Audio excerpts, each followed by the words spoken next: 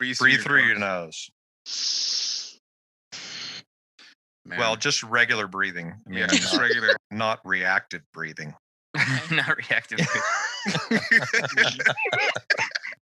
It's what's tricky for the reactive types is there is some truth to, if you want to be present in the world, there is suffering, but like we're invested in that story, and you have to be willing to see actually there's real truth that we miss by being negative. The big hormone enneagram.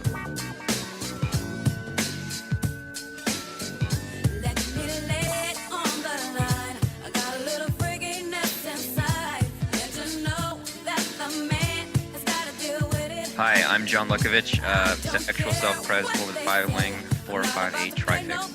Hi, I'm David Gray, self-pres sexual 9 with 1 974 trifix. What up? It's Emeka. I'm an 8-wing-7, sexual self-pres with 854 fixes. Hi, I'm Nancy. I am a self-pres social 3, wing 4 with a 369 trifix.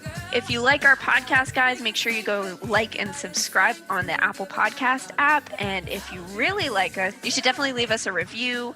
Okay. Hey, what are we doing? What the hell are we doing? What is this? We're doing the assholes of the Enneagram 468. Oh. So that's why we had Courtney on. Yeah, She's she's the one of worst those. one, you know. If I knew you were going to frame it that way, I wouldn't have. Yeah, we I guess we went in hard on the positive types, and we gotta go in hard on ourselves here. And as awesome as reactive types are, Well, after that pod, Courtney and I were texting and talking, and Courtney had some interesting things to say about reactivity. And gosh, I'm trying to remember. I can't locate where, because I was writing notes as we were talking. But basically, Courtney, we were talking about like what each type feels like they're giving up by giving up their strategy, or feels like they would be giving up if they integrated the other two strategies. And I something along those lines. It was very interesting. you mean the other two strategies of the other Harmonic. Harmonics. the other reactive types? No, like the positive outlook. Like if you give up positive outlook, what does that invite? Oh, I see. If you give up reactivity, what does that invite? I mean, I think as I was listening to the Positive Outlook podcast, I was starting to like think through, okay, well, like, why does this matter? Like, what do I do with this? And I mean, I think that there's, one interesting thing, which is like, just when you think about trying to figure out who people are, understanding that this is like the harmonic groups are a fundamental way of classifying the different types. But then even within each of those, as you said, like each one of the positive outlook types does it in a certain way. And so understanding like some of those distinctions. And then I started thinking about, well, like as a reactive type, like what do I care about, like what positive outlook people are doing? And I care to the extent that I've got to interact with them and figure out what's going on. But then also each of those are sort of like a different lens on how you process emotions. And so I started thinking about like why we choose those lenses and the stories we have that keep those lenses kind of perpetuating. Why do I think the reactive type, it's not even that I think it's better, but what assumptions are going on inside me that lead me to have that be my default way of dealing with emotion? And I think it's like looking at those assumptions that helps you sort of unpack, to the extent like each of these is a lens, they're all a distortion of reality. And if you want to sort of expand yourself, what are the assumptions you have to challenge in order to take on other lenses? Yeah, and not only take on other lenses, but like I think that the harmonics are like so core fundamental of what the type is. Like sometimes I think that they're talked about as some kind of like flavor add-on, but I mean 6, 8, and 4 as just the example are like so fundamental reactive.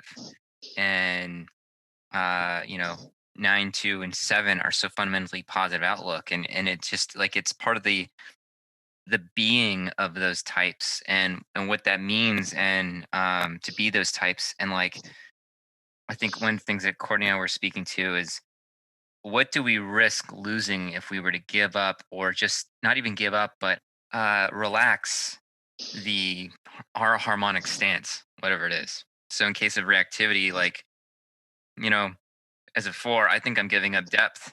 I think like not bringing reactivity forward, not it's not conscious, but not bringing it forward is like sacrificing depth. And I think truth for 6, and I think realness or power, or that vitality of 8.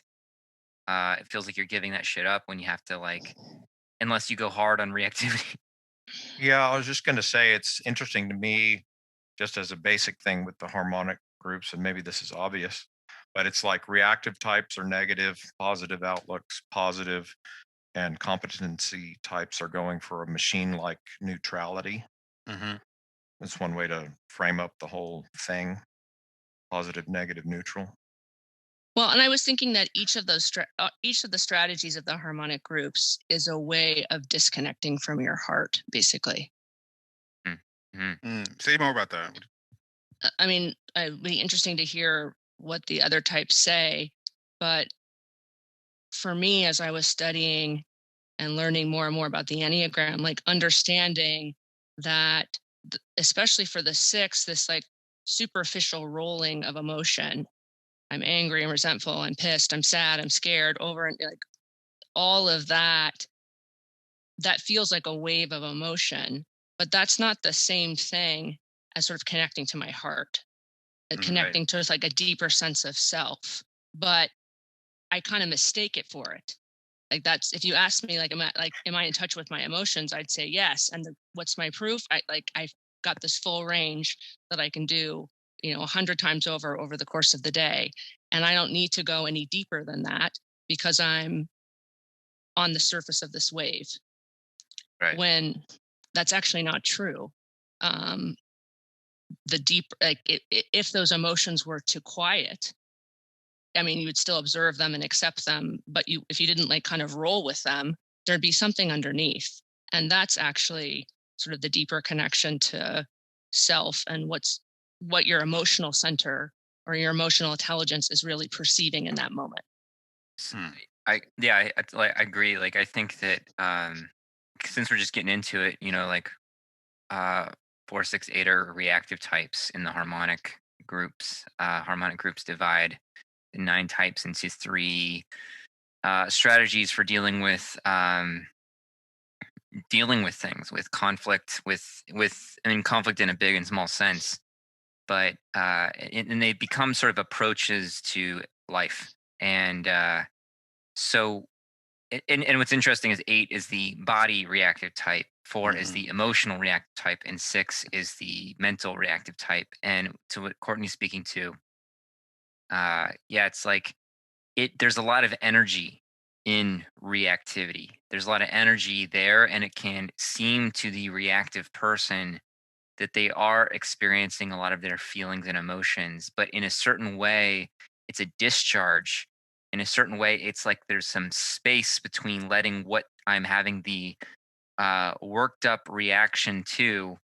Uh, it's keeping it in a certain place where it's not touching me, because I think that, and it's almost being discharged and pushed out, because I think that when we're actually really sensitive to an impression or a feeling, not to say that reaction is good or bad or goes one way or another, but it touches us and it changes us in some way. And part of I think reactivity is that there's a story. I think probably there's a story for all positive outlook, reactive, and competency, but at least in this moment, as I'm thinking about it, like the reactive type is reacting to is creating a kind of narrative of um, what the issue is, and how, like, and what one's stance in relation to that issue is. Is this making sense?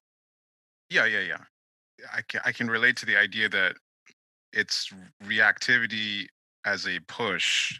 I mean, I guess maybe sometimes when I'm upset about something, it becomes like I can lose contact to however I'm being affected, and replace that with just spewing out venomous reactions, and just to get it out. And when it's done, it's like, all right, I'm done with this. I've moved on, and forget about the whole thing. Yeah, but I think that like what you're speaking to, and I'm not saying everything needs to touch us and affect us by any means, but I do think that it's generally speaking a way that we maintain our sort of inner status quo. Uh-huh. Um, and it gives us the impression of whatever we think we're going for. So, like for eight's reactivity, it gives the impression of that vitality and power and strength, right? It's like, boom. Right. But often that pushing is the dissociation of eight that keeps things from affecting you and feeling the kind of real, like pressing into the moment quality that eight is seeking in their heart. Hmm. And, Oh, sorry, David. I was say it's how part of how aid is doing boundaries, gut Exactly. boundaries is Yeah. pushing out. Yeah. I mean, and speaking for my own type, reactivity as it shows up in four, this like intense burning frustration, feels like depth.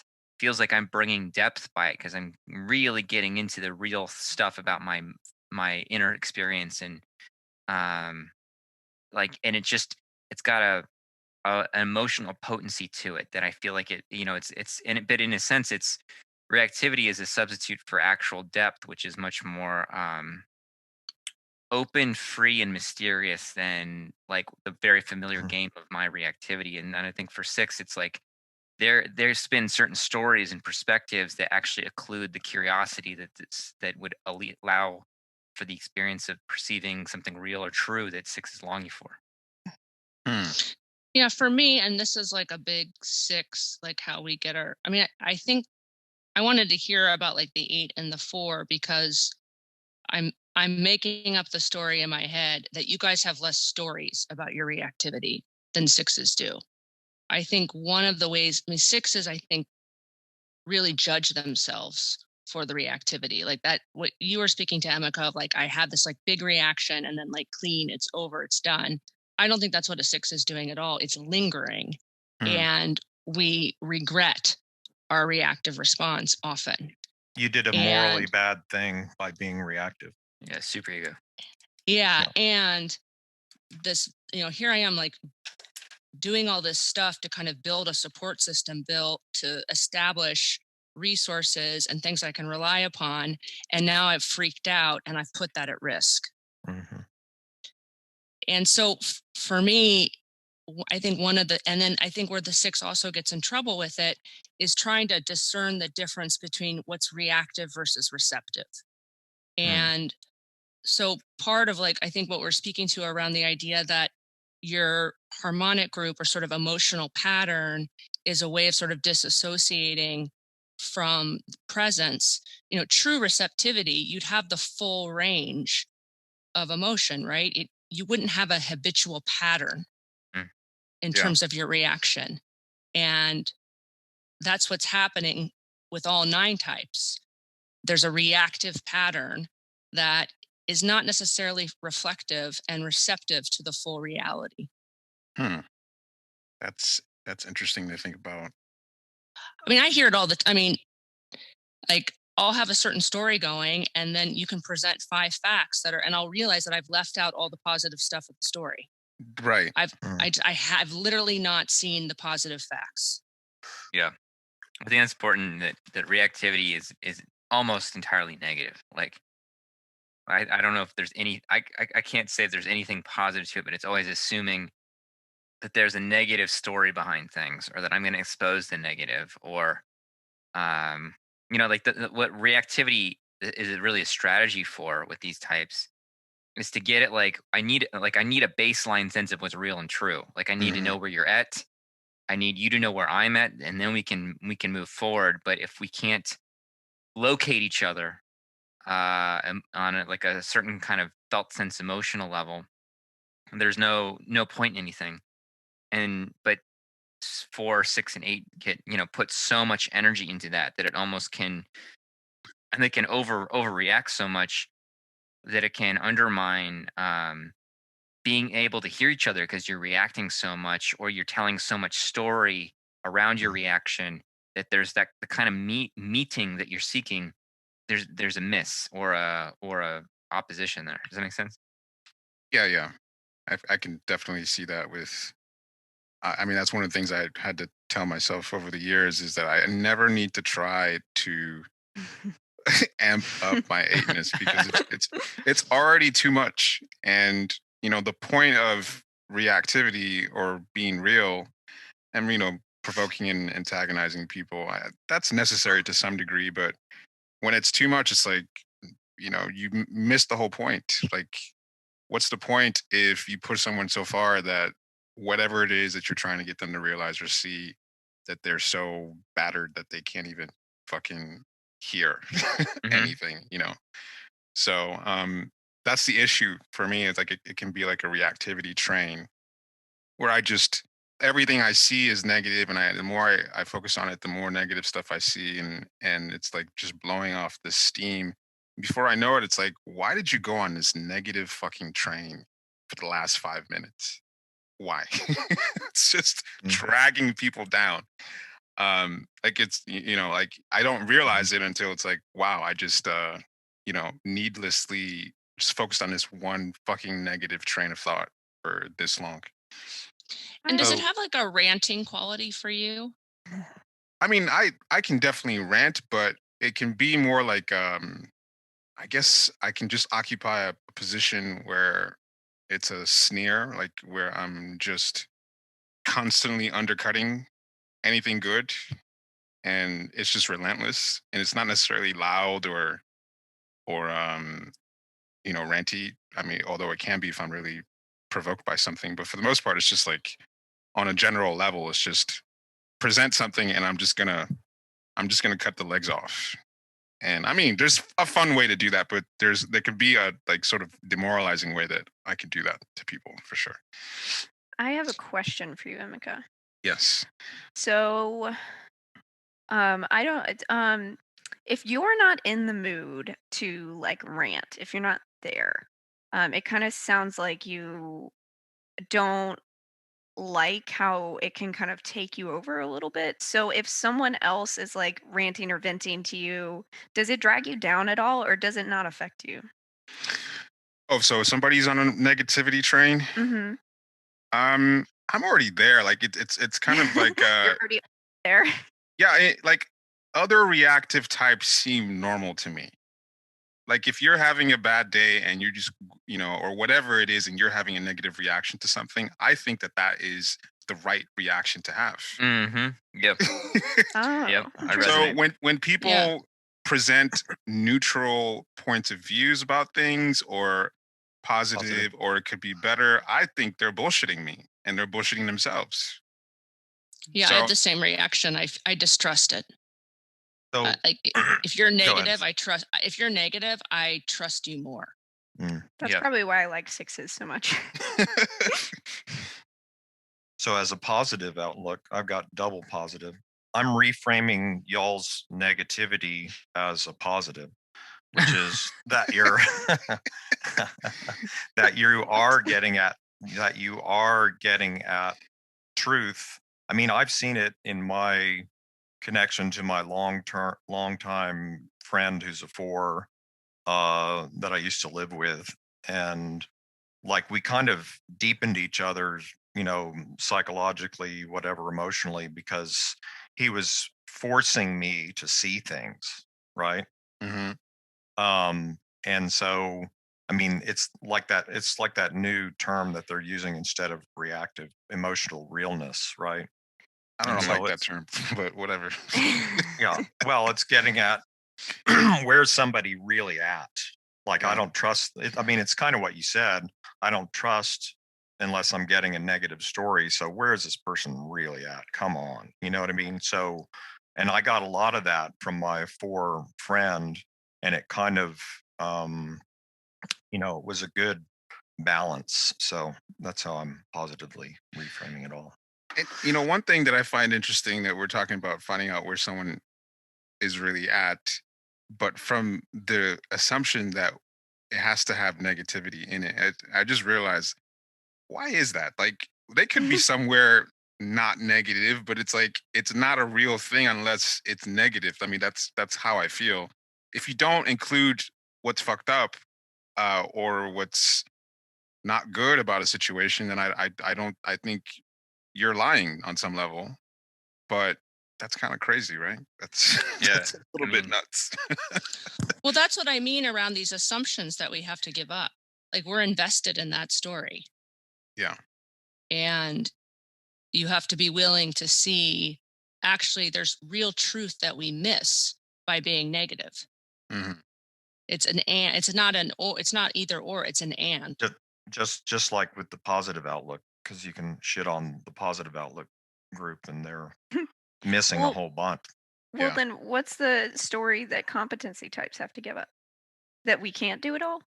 Maybe that sort of objective machine like um I don't know, performance or comportment isn't real. Or that making things work. Like there's maybe I think sometimes I feel like threes, fives, and ones could default to there's a way to make this work. Mm. It's very neutral. Like or even objectivity itself. yeah, I think there is something also about emotions, right? Where, you know, when you're in a sort of a present state, the emotion can just feel ephemeral, right? You can just notice it coming and going, and you don't necessarily do anything about it. You just notice it. And that Mhm. I think is in some ways like the upside of the competency type is they're not they're not acting on the emotion. Yes. And there's at times where like it's that idea of like the ocean, like there's waves on the top, but that it's just on the top. There's a lot of other stuff going on under the surface. And I think they're mistaking they're like the competency type is mistaking like I need it to be flat all the way up. So that's the part that they're missing. But I think there is this one of the things that's good about the competency types is they understand that something can be happening in the moment, but that doesn't mean you don't need to make a bigger story about it than it's just happening in the moment. Hmm. So I guess the positive types are going up, reactive types are going down, and competency types are just staying level Yeah, that's the emotionally. attempt. That's the attempt. Yeah. The attempt, yeah. I wouldn't say we stay level. But yeah, I think I think that sense that like the competency types do think that there's some way to actually like know something and to like move through it. And as a going back to that thing about the negative assumption about things, like I can't describe how profoundly negative my like outlook on everything is, like how horrible think everything is, and like how much I just feel like everything's got like everything's got a rot underneath it, and like Mhm. there's a few things of like pleasure or something, but it's like it's like I just see that so vividly. And so I've had experiences that I would say are like objectively positive, but they like almost don't stick the way something negative does. And I feel like everything reinforces that negative point of view. That's a good point. The comment that you made about having positive experiences, but they just kind of roll off your back. Um, and it's just funny to look back on, even like looking back on past relationships, how you objectively there were some good things, like really good things, and then maybe there were some really bad things, but in my mind I'm just running a train on what was just the worst fucking thing about everyone or that relationship. But on a neutral from a neutral standpoint, like, and this is something that competency types and positive types remind me of, is like, what are some good things about what happened? And then it's like, oh. Yeah, it's like I feel like I'm already in such a state of disappointment and feeling like everything is perpetual degradation and humiliation that like if I allow myself to experience the positive, I've had many times where I've reached over the chasm of emptiness to be like, okay, maybe this is a good thing, only for that thing to be taken away even harder. Mhm. And so I don't want to I don't want to keep doing that. I don't want to Yeah, attach to yeah. something in a way that I think that there's some genuine hope in, because uh only thing that's like genuine is just like how we're fighting to stay attached to things, as everything is being ripped away constantly. Mhm. Yeah, I think there's certain experiences that, as an 8, that I'll be like, you should be more open to people and not see the worst in everyone. And then the one time that you do believe that someone has a good heart or whatever, and they fucking burn you and betray your trust in some kind of way, then you just like double down. For me, it's like I Yeah. double down on just being an asshole and keeping the boundary up until maybe I forget and get a little bit loose about it again, and eventually something like that happens again. Or maybe I think maybe what eventually happens is I just become more guarded in certain areas that I've been burned. Like I just don't. Once it happens once or a couple times, I'm just like, that can't happen again. I'm not just going to leave the door open for and just assume that people are going to do right by me. No, like it's Yeah. just gonna be shut. That's very reactive or rejection type too. It's just like, I'm cutting it off. Yep. Cutting it off now. I wish I could cut it off, because as a 4, I just like, I'm like, there's like a perpetual inner self abuse, of like, I just always like the frustration, the affect of it has a fire quality, like it has a burning, like I think that's why people envision hell as fire, 'cause it like feels like you're just being both ripped and burned. And so like I just am amazed at how much I can go find like new pain in old shit. Like I can renew the pain so effortlessly and just keep going through it and keep going through it. And it's like the reactive negative stance, at least, prevents me from having to deepen how deep that pain can reach inside me. You know what I mean? It's like, Hmm. if it, like I can tolerate it at like at this level, but if it keeps going to the next level down, then it's like, is there going to be anything left other than just the constant churning, searing, you know, burn? Is there going to be anything in my experience that I can hold other than the burn? And so it's like, if I keep the negativity, I don't have to reach to the positive to have that taken away from me again, like later on. So, do you have a sense, like some of that is because I was just thinking about the story for the 4, that negativity equals depth. And like what we've been exploring is actually that the reactivity stories, to some extent, the opposite is actually what's true. And I guess I'm wondering, is there some like almost like kind of like if you stayed with a particular pain and like just sort of went deeper into it, like would the positive come out of it almost? And so it's like you just go on to the next thing rather than sticking with the pain of that first thing. I think so. The way I experience it is like I feel like I'm experiencing some painful stuff right now that I don't want to go into, but it's like trying to trying to get words for this, but it's sort of like there's some searing pain, and then there's a little bit of like I can ignore it, and then I go back to searing and ignore it, and there needs to be some kind of understanding to come in.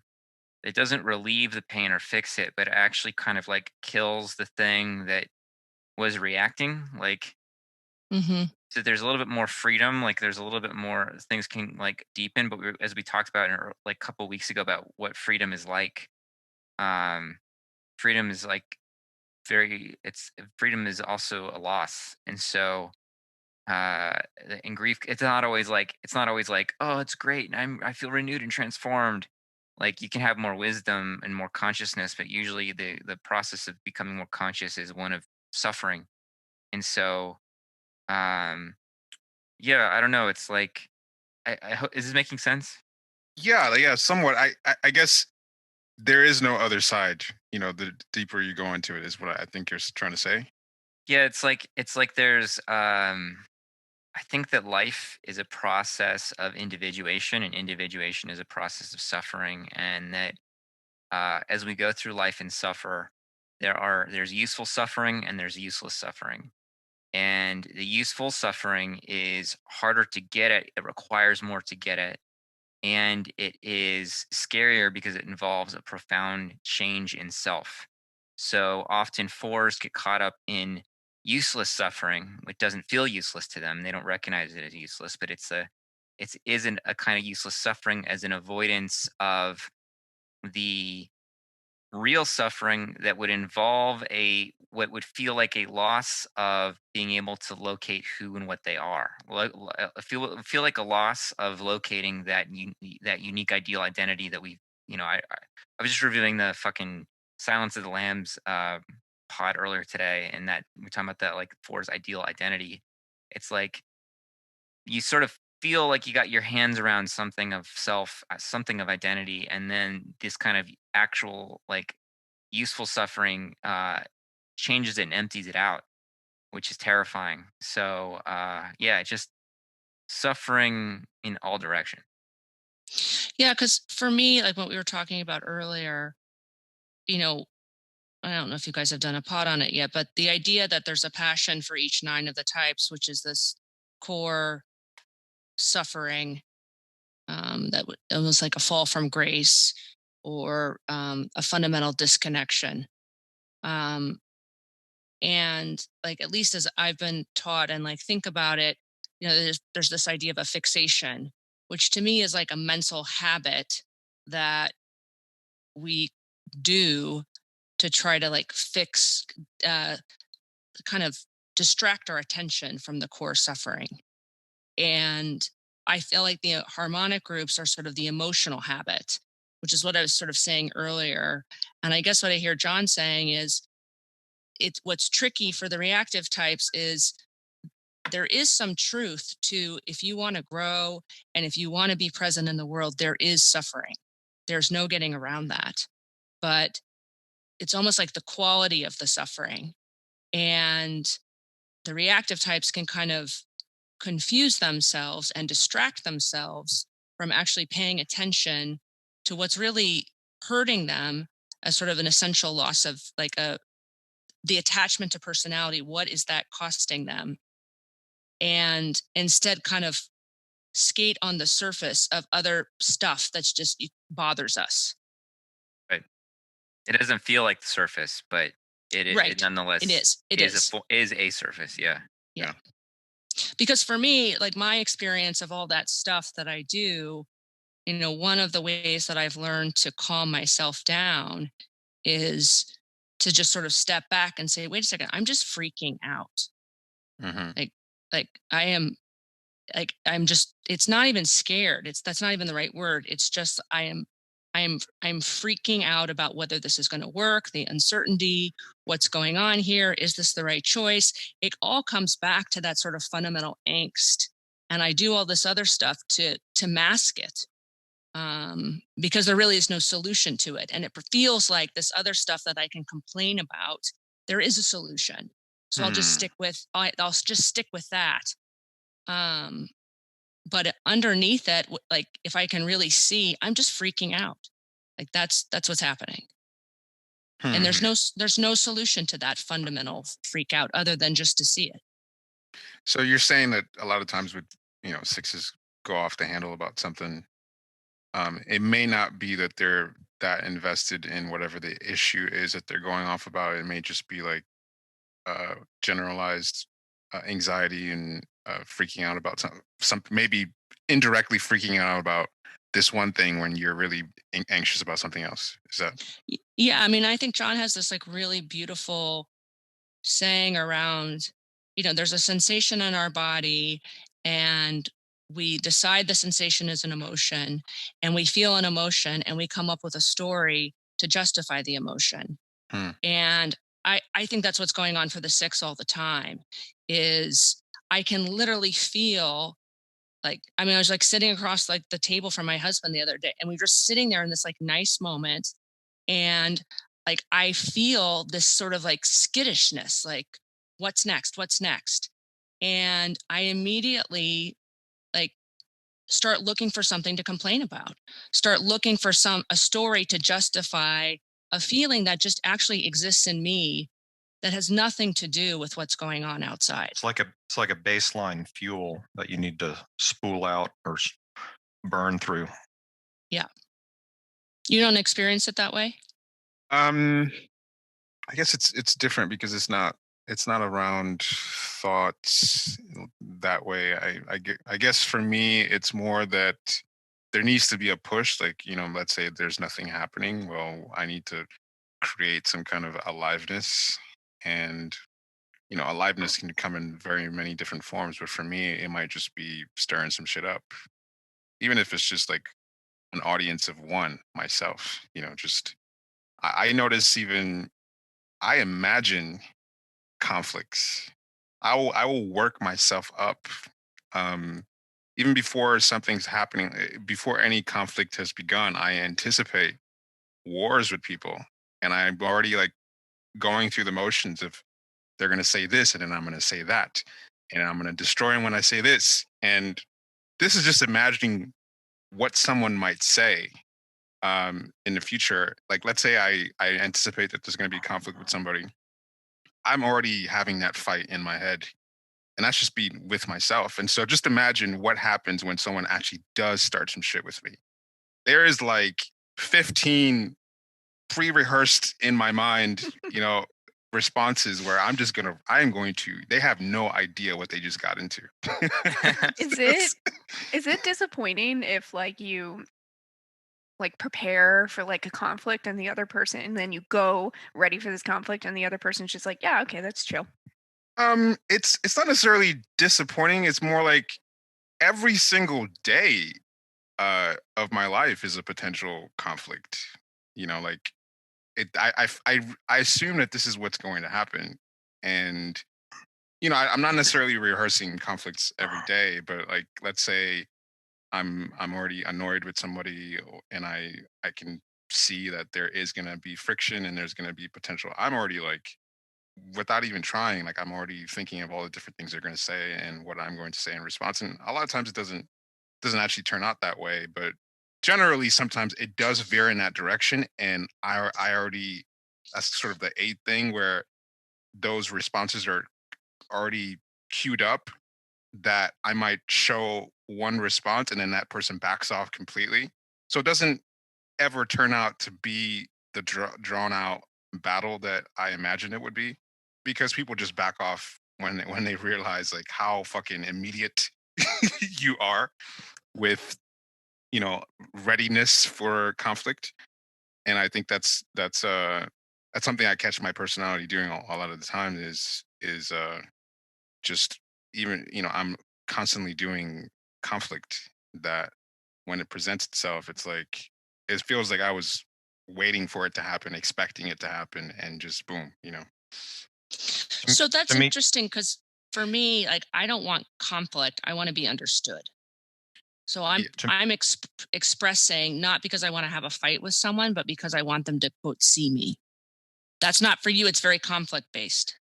Well, I hope I'm using the right word, because it's more about boundaries. And someone's going to push into you, you need to push back. So just maybe I might not say conflict, because to me it's just this is how I'm going to push back. This is how I'm going to prevent you from pushing, penetrating my boundaries. I'm going to push your boundaries. I'm going to push your buttons. So it's a way for me to maintain boundaries. So, but it looks like I'm fighting. to me, a piece of all this is part of what's adding some like static electricity and fever to the six modality in this space is that, in contrast to 4 and 8 as more individuated egos trust their own story. Mm. And whereas 6 is kind of you've got your story and then you don't even trust your own story kind of thing. Yeah. Well, yeah. I mean, I think a lot of what's fueling the reactivity for the 6 is, and we sort of spoke about this on the object relations calls, very often we're doing something we actually don't want to do.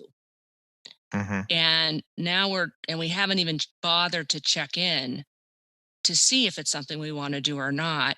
And so now we're doing something that's making us unhappy. It doesn't occur to us that thing should, because the heart and the mind aren't really talking to each other. So I've got emotions about what's going on here, but I'm not going to change what I'm doing. So now That's another version of non-individuation too. Right. Yeah. Right. So now I've got to, what do I do with this steam that's building up? Because I assume it's not going to result in change. I'm not going to take responsibility for it and shift reality necessarily. And so that's what, for me, it's just like wanting to be heard, because it's almost like another consequence. Like it's just one more consequence that the 6 is like trying to like anticipate and put in the grid. It has no more priority than anything else that I'm seeing in terms of like the effect of an action. And so I need to put it out there, but it's not going to change the decision, if that makes sense. No, that does make sense.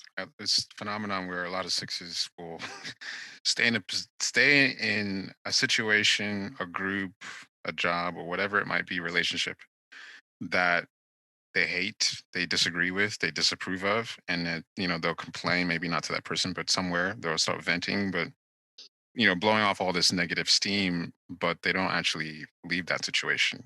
Like the need to continue this reactivity plus attachment thing, where I'm still here, I'm not going anywhere, but I'm just gonna complain constantly and be upset. And a lot of times that's just a pattern that 6ers are playing out. If I'm not going anywhere, I'm just gonna fucking complain. And I think it's some of the doubting of ourselves, and then also the superego stuff that we were talking about. Even as I'm complaining, I'm judging it, right? And so like when John was sort of talking about like how like everything is negative, for me, even as I'm complaining, I know there's another perspective out there. So I'm not even trusting my own reactivity, even as I have to put it somewhere. Yeah. Yeah, I just so overtrust my own reactivity. I'm like, I know there's other perspectives and they just don't count. They're just like, there you go. They're just not seeing the real picture. Yeah, they don't. From my point of view, it's like I know what the hell's going on. Right. You don't. I see how bad things are. It's like maybe I can force you to have a glimpse of reality. I mean, that's generally what I'm trying to do, is get people to like. I mean, I think that's something I react to a lot of times with positive types. The inner compulsion that I have is I want them to get a really good idea that it is all rotten, it is all terrible, and they're gonna get that idea through me, because I'm just gonna cut their legs off every time, again and again and again. Their And hope like, legs. Just gonna kill hope. David and Nancy, as non-reactive types, how do you experience reactive types or reactivity itself? Nancy? Amazingly. I'm thinking. Don't rush me, okay? Epically. Well, so I don't mind reactivity all that much because I relate to it a lot, but I think that's kind of like my mental health. So like I don't find it that abrasive typically. Like I find positive types more abrasive. Partly your secondary 6. Yeah, maybe Six it's my there. secondary 6. Like I get it. I understand where they're coming from. So generally I'm like, "Oh, we're on this train? Sure, I'll hop on." Like but I have a hard time doing that with positive types. Like I'm like, you're wrong." I feel like competency types tend to neutralize either one. Like they don't seem to react generally too much either way. I will react if it's a positive type though. Like if someone goes positive when I'm like going slightly negative, I will go full negative. Like, nope, you're fucking wrong and here's why. And then like I can't stand it. So I do react if they're a positive type and I'm like not in the mood. Yeah. What were you about to say, Courtney? Well, I mean, I like my husband will say like this is a waste of time. Yep. Like It's funny. Like, what are you gonna do about it? Is anything gonna change? No. Then why are we complaining?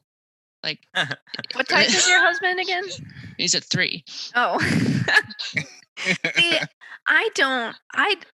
that's interesting because I don't like it when people do that to me, and therefore I don't do it to other people.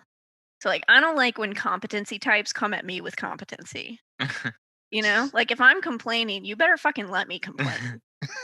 And if someone's like I have a friend who will sometimes go competency on me and I'm like, shut the fuck up. Don't do that. How do I respond to reactive types?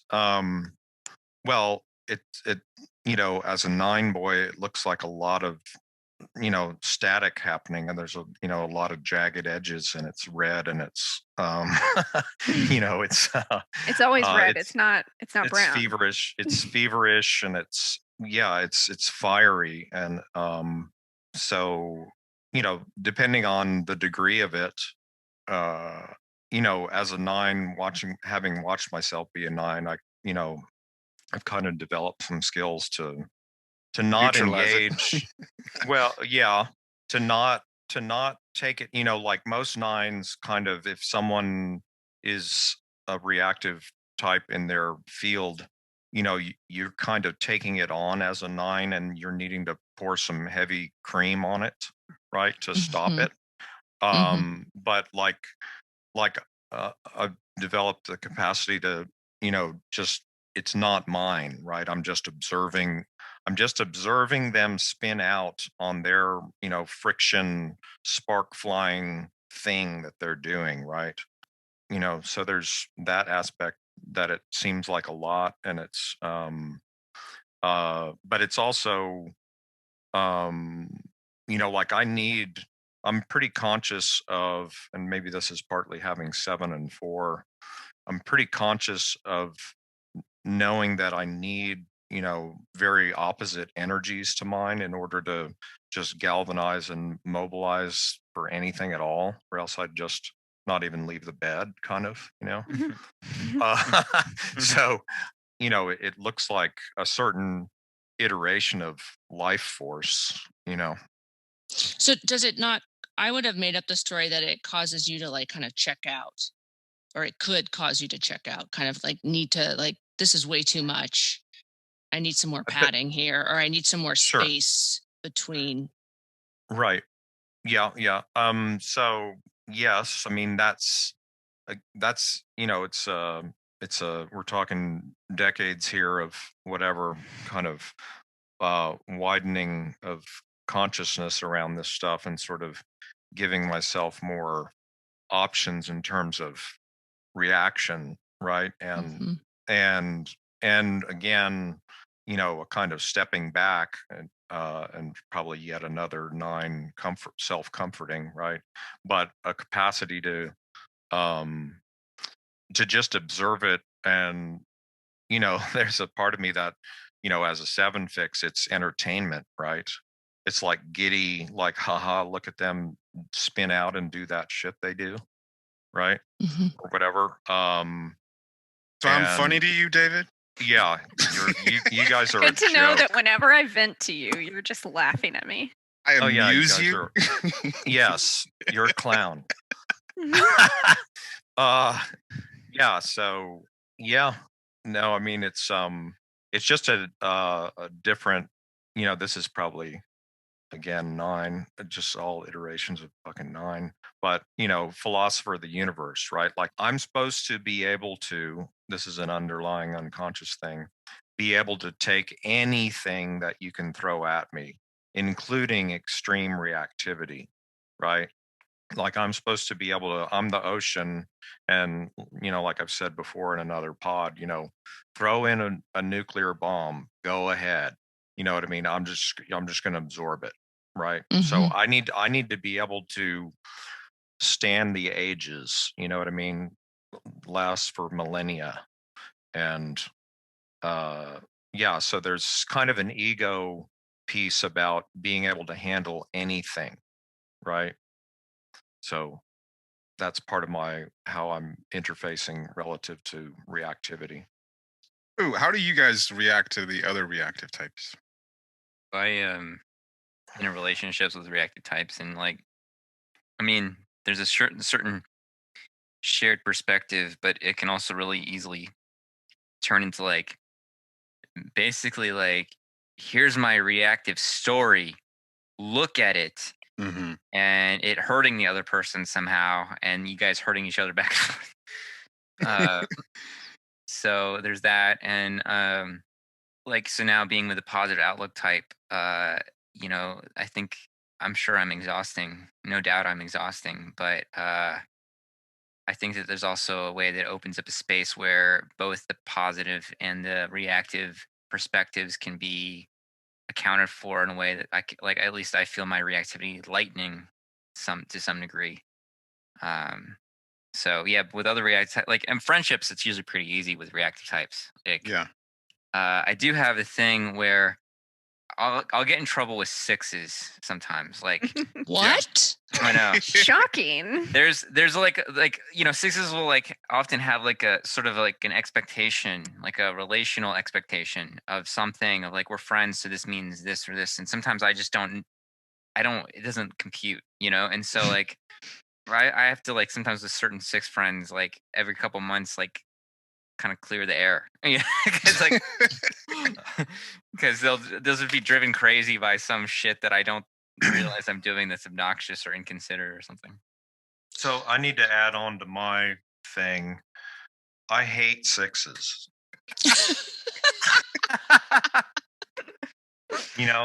Like, I knew what? I was supposed to come on this one for a reason. Yeah. Okay. Yeah. I think that's all I had. I just wanted to announce that. Also why he's dated so many sixes. Yeah. Yeah. Most of my long-term relationships have been sixes. Mhm. But yeah, I mean, like, those are the only ones I've had several year relationships with. So hence the bitterness. But it's a lot of hate fucking. There's a lot of that. It's a lot of, yeah, I mean, well, it's like a part of what I was saying earlier. I kind of need there to be some against the grainness, Yes. just to, I hate them the most. So that's the most against the grain I can find out there. Yeah. No, but I mean, it's funny because, I mean, you say that, and then there's all these sixes that are around that Yep. that have been my friends for years, right? I mean, but I still have to say it. Yep. That is the one thing that I love about other reactive types, is I can be my hateful ass, hater ass self, and they're gonna be like, "Yep, that makes sense." Totally. Yeah. Yeah, I almost experience, like, I'm actually more positive around other reactive types, because it's like I already know that's covered now. I don't have to worry about that's that true. piece. That's That's true. interesting. Yeah. That's very Oh. true. Yeah, I can relax when I'm, Yeah. I'm around people that are coming from this perspective. I start to get really antagonistic around, sometimes positive types, or not necessarily competency types don't. They're more neutral, so they don't really get as much of a rise out of me. But when I feel like this negative point of view isn't being covered, then it's like I have to turn it up, you know. It's just happening unconsciously. It's like, wait a minute, wait a minute. Like, then it becomes this thing where I was like, I'm gonna make you experience this thing that you're obviously purposely ignoring to piss me off or whatever, like whatever story that I'm telling myself, that this person is being obnoxiously positive to spite me. The way you said that, it made it sound that, like, if the reactive or negative side isn't covered, the universe might in fact explode. Absolutely. You were like, no, someone's got to have this covered. Absolutely. Like, it just feels like, lies. Like, it feels like outright lying. Like, I think there's an aspect of the reactive types where the truth has to be represented, and everything sucks. Everything sucks. Why? And for And for me, it's like you're checking out, you're not paying attention. Like you've fallen asleep, and that's why you haven't noticed this thing, this bad piece, or you're biased and you're talking your book and are invested in making yourself or making the situation look better than what it really is. Like, Yeah. It feels disingenuous. For me, it's like you're only like content with understanding the surface of things, and if you like looked under the surface, you just see this horrifying empty void underneath everything that you care about. Mm-hmm. But why is it y'all's job to bring in the negative? Like, why? I'm involved. Like, if I'm not involved, there's so much bullshit around. It's for me. It's more like if I have to deal with you, you know, like you can do whatever the fuck you want to do over there. I don't care. But if I have to deal with you, then it's almost like this is the air that I have to breathe. Then it has to actually contain oxygen, and oxygen. Okay. Like it's being, if you're not being realistic, that's the way I frame it. You're not being realistic about the situation or about whatever it is we're talking about, then there's no oxygen here. And I have to bring in oxygen because I need to exist in this conversation with you. It's not concrete. It's not like happening in this world. It's not real. We're not having a real conversation. Like, stop bullshitting me or yourself. Interesting.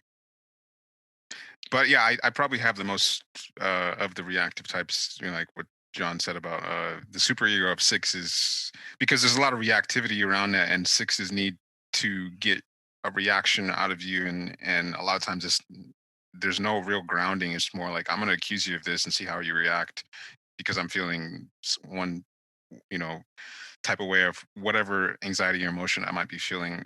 Sixes might throw out some stuff to see what sticks, and I have an issue with that. Where you do? Oh, interesting. You're you know, penetrating my boundaries with stuff, and I'm just like, okay, now I'm just gonna pound you into the ground. Like, so it's this reactivity train that happens where, of course, it's not gonna work out for you is what I'm saying. You can try it, you can go ahead, but where I'm gonna pin you, because you know, the six can't necessarily locate how they're not really fully invested in the accusation, so I'm gonna just lean on it, and then it falls apart. That kind of becomes the 8-6 sort of reactivity cycle. Is, you know, a six might try something out, but they're not.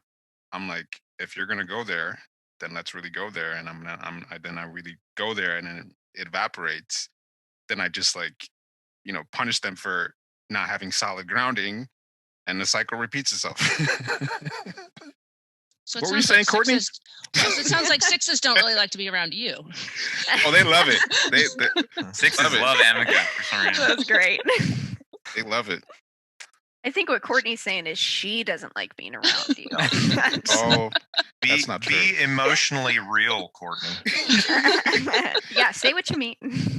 Well, it's just so interesting because it I literally, because I have a lot of 9 friends, and actually that's a very good match, because it, like, if you just say to me, that makes total sense to me. I totally get how you're feeling, like why you would feel that way. I calm down very quickly. No, I'm serious. That's my whole job in the relationships I've been in. It's super calming for a 6, and it really does sort of like I'm not crazy here. This I'm seeing a part of reality. Everyone else has now seen it. They see that it's right. We can now move on.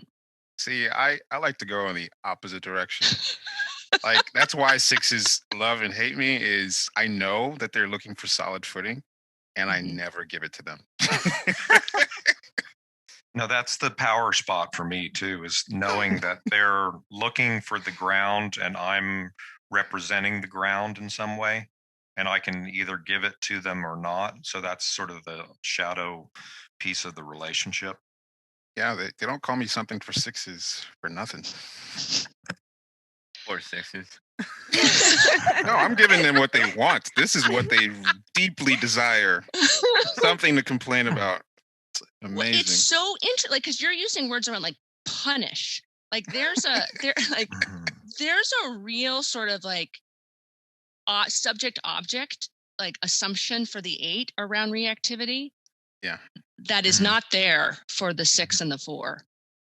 Oh yeah. There's a power dynamic, right? That's being exerted. It's being established with the reactivity. Yeah. I mean, I think, like looking at eight descriptions, I don't think most actual eights would necessarily identify with this controlling, power hungry, whatever. But it's looking at the way eights wield reactivity to control their space. And it's more like you're you're not going to push me, I'm going to push you. And so whenever a situation, someone, whatever it is, uh, like penetrates the eight boundary, the eight reactivity is just going to amp Engulf up it. to let you know, if you step into this zone, there's going to be hell to pay. So if you're gonna, and part of it is like, if you want to deal with me, then you need to be real. Don't even look in my direction if you're not ready to deal with that. Because I'm not coming at like level 1 or 2. I'm coming at level 20. Like it's not. Don't, like, you need to be real. Don't be vague. Don't be so. But aids can use that as a way to push past any possibility. Like they can use that to control what people feel like they can do around them. Like, because you're like around this person who could explode, Mm-hmm. and it eight in the body center, it's coming with a lot of force. And then it's a question of, do I want, even as an eight dealing with other eights, do I want to deal with the amount of force that I'm going to have to amp up with to deal with this person if they're being reactive? Like when an eight is really getting reactive, that's a lot to deal with. And you have two choices. You're either gonna have to amp up to meet them, or you're just gonna have to back off. So that's a form of control. But it's not necessarily gonna look like uh it may not look like this dictator type thing, but eights end up controlling their environment because people feel like there's a very limited type of thing that maybe they can do or say around this kind of person. Otherwise they'd have to deal with the full brunt of their reactive explosion. So what's missing for you in that? Like, where do Missing you with what? like where do you listen to that narrative in yourself and say, this is how I'm getting in my own way? um I think I recognize uh when I actually do want to make a connection with someone, maybe in the attraction zone where I can push it too far, where the opposite of whatever I think, whatever I want is like, it's actually repulsive.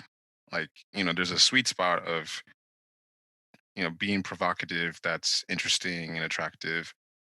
And then there's just going too far and the other person doesn't have any room to breathe, or like you're just too much. You overwhelm the person. And so I think it's effective for me in terms of keeping certain people out. Like I'm very good at maintaining certain boundaries, and there's not like, it's funny I mentioned how, like, I don't really, there's not much drama around me circulating around, because when it's time to cut the cord, I'm very good at just deleting people that shouldn't be in my life.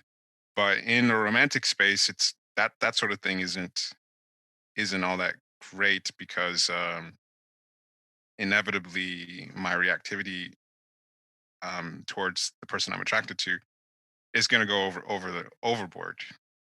So that's where definitely I know that it's an issue.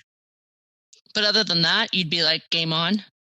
Well, I guess for me, that's where I feel like I have less skillful control of it, because that's where I have the most investment, and that's where I amp up the most. But for example, socially, um, yeah, like I like, it's very easy for me to modulate. This person needs to go, so they're only going to get the worst of me. Like I'm going to just chop their legs off every single time. I'm going to make it hell for them. Um, so I'm more outside of it, but I'm more in it romantically, where I'm much more identified with my reactivity there. Where in the social space, it's kind of like I can sort of have more distance from my eightness, and so I can direct that sort of unpleasant, venomous whatever at certain people, um, to get my social maneuvering whatever needs met. There's an angry quality, right, to the 8 reactivity too. That's the language that you use. It's like there's a force right behind it. Yeah, it's Like, violent. Yeah, there's an energetic, like there's a push. Yeah, Like, yeah. And it's certain of itself as Yes. opposed to 6. Yeah. Yeah. That's No. I just dealing with other 8s and just that gets carried over in just how the 8 self presents himself all the time. And I recognize how, just if you didn't know the Enneagram or anything, you're just listening to this person, what is being communicated by the tone of their voice. I was listening to I have an 8 sister, and I was at my parents' place helping them out with some stuff, and she was on the phone. And I was just like noticing, if I didn't know who she was and I didn't grow up in this family where everyone talks like this, what does she sound like? She sounds like someone you don't ever want to fuck with. Like, you don't ever want to cross this person. Like, the capacity for sort of energetic violence in the voice. And I think that's kind of like an implicit form of, the 8 energy is so big and it's ready to rumble. And you can feel that it's in the body, like there's an implied threat, just always ready. And being a reactive body type, there's just like, you're a bomb that's waiting to go off. And that's a form of people can sense that, and it's like, well, I need to show up for real with this person, or not There's at all. like there's implied action basically Yes. in the reactivity in a way that there's not for the 4 and the 6. Yeah. It mobilizes or can. Mm-hmm.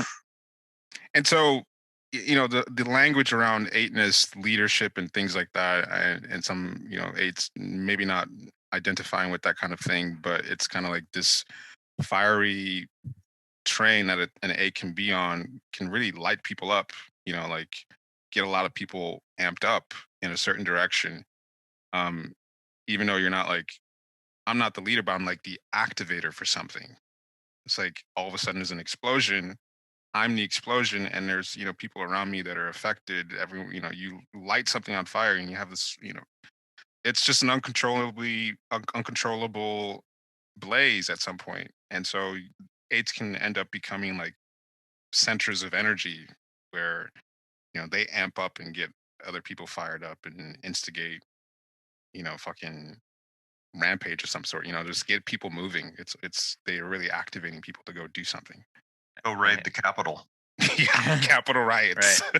Right. I had so one of the Egyptian tour guides when we go to Egypt, which, by the way, I think, like, I don't know if COVID's gonna ever end, but if it does, we'll do I want to host tours through mystical Egypt. But when we went, we had this 8 tour leader guy named Emil, who's this just enormously 8 like the most 8 I've ever met. And we go to the temples. He's like, "You activate the temple. Let's get activated." He's always talking activation, activate. Oh, we activate the temple. Like this kind of. Oh my God. He's always calling everybody Amazing. in Egypt a metnak, which is like really, really insulting, and it's like a guy who gets fucked by other guys. What? Yeah, and it's like really insulting. It's not just like, oh, you're something. Yeah. It's like really insulting that culture. And he's just going, no, metnak. But he's let's get activated. And then so we go to Luxor, and I guess like we were driving somewhere on this giant bus, and he's like, pull over, and he like caught his wife just like walking around, and he brings her on the bus. He goes, everybody, this is my deactivator. That's pretty funny. Yeah. Well, 9, I think. So the other thing that I'm just like hearing this, and like I mean the 6 just has so much judgment around the reactivity, and I think the other thing is, and we sort of spoke around like the head types. There's arrogance in each of the types. I think the head types, we really believe that the head is the right way to process information. Mm-hmm. Like that should be the primary instrument, and then yet we can't deliver on that. Like then we're being reactive. Like, but I'm just sort of observing that like there doesn't feel like a disconnect. If they feel complementary, in the 8 around the action and reactivity. And for a heart type, it's like, this is my sweet spot. I'm just going to hang out here. So I think that's also part of what's happening with the 6 is the very things that I hold up and think I'm capable of, I also yet seem to shoot myself in the foot over and over again. Yeah, and that's part of why. Well, I mean, for me, just 6 is always just splitting everything, kind of like going one direction and then shooting yourself in the foot, right? It's kind of like 50-50 on everything. And it's sort of like a stasis of opposites, right? And that's why it's like elementally, something I despise, right? Is because it's like absolute. It's like a living non-unity, right? It's like the embodiment of non-unity of opposites, right? It seems to have no. It seems to have no capacity to integrate in the middle and find the new something, right? That would reconcile. It just stays in opposites, right? And so this is why I hate.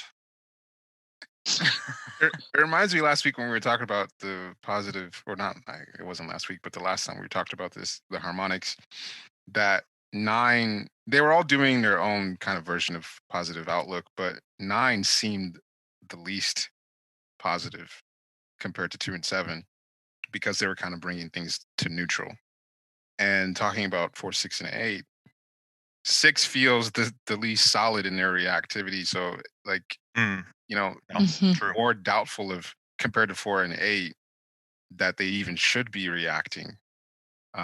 Whereas, 8 will run a train on that reactivity, and 8 and 4 will do that and not second guess it for 1 second. Yeah. I think that's right.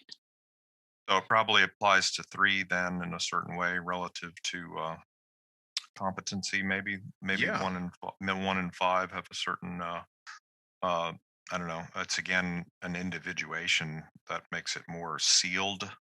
Yes. Is there anything else we're missing about that we should? I think it's good. Yeah.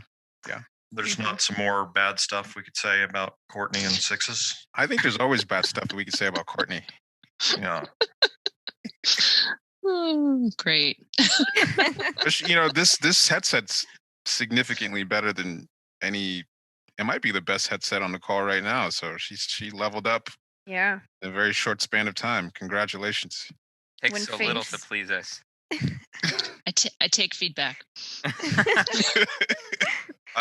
I still feel the same about her though. Yeah, I mean, she only improved from abject. Yeah. It's all relative. This is going to be the call where, like, the one that ended in complimenting me, this one's going to be the opposite, where it's just going to be the music's going to come on and you guys are just going to be making fun of me. There's no other guests that we give a hard time to, so It's true. Special place in our hearts is what this is our social blind, loving way of loving. Yeah, everyone else were like, "Wow, that was great. Thanks so much." And then they leave the call. Then we start talking shit. Yeah. Then we forget about them. It feels really good. This is 6 compliments and denigration. See, Yeah. There's no integration. I mean, listen, if you're foolish enough to come back on this podcast, then you are going to get it. Well, I wasn't trusting you guys before, so now I do. Oh, now you know where we're at. We're real. We're finally being real. I gotta get going because I have a Gurdjieff group, but Courtney, always love having you on, and people are the thirstiest for Courtney episodes. People ask me all the time for Courtney stuff. Are you bullshitting now? I am being real. Yeah. Let me tell Take you. the compliment. I'll provide the balance. I hated having you here, and I hope you never come back. I hope you never come back. I'm completely neutral. So. Well, I'm just a foil for you guys to lay whatever you want out on the table. Yeah, absolutely. Perfect. Real. Yeah, why am I bringing the positive outlook here?